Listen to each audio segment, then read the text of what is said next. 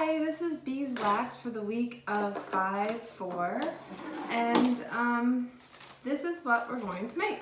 So this doesn't look very much like beeswax, does it? But I took a piece of painting paper about this big, and I took a pencil, and I drew a circle, this circle right in the middle, this little guy here, and then I just cut the edge like this. It kind of looks like a peanut. You don't have to do the peanut shape.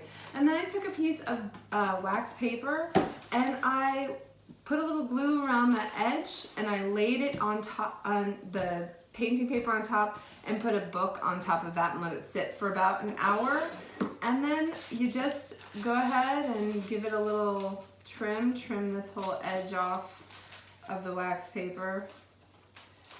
It doesn't have to be perfect, obviously. If you don't have wax paper at your house, you could use window star paper. White window star paper would work fine, or anything that was like a piece of white tissue paper would work, but I don't know if the wax would stick to it as well.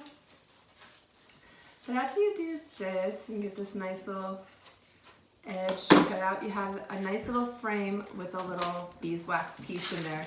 And then you can just take pieces of beeswax. I think I'm going to make a little star.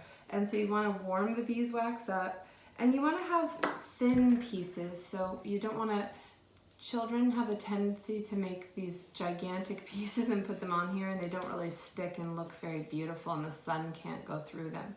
So if I was going to make a star, which I am going to do, is I'm going to work this until it's nice and soft in my hand, and then I can start shaping it into a little star. And once I have my little star shape, I can go ahead and start. I might want to make this bigger, so maybe I'll just put a little more wax in here. I'm getting a little persnickety here, so I'll try to do this a little faster. But when the wax is thin on this wax paper, the light will shine through it and it will look like a stained glass window, and it looks very beautiful. And then the children have made their own little window. I made a star. It's kind of thick, so when I put this on here, it will spread out and it will be an even bigger star because I'm spreading it out. But I have to work on it, and it takes some time. So let them take their time. If they want to walk away from it, that's fine.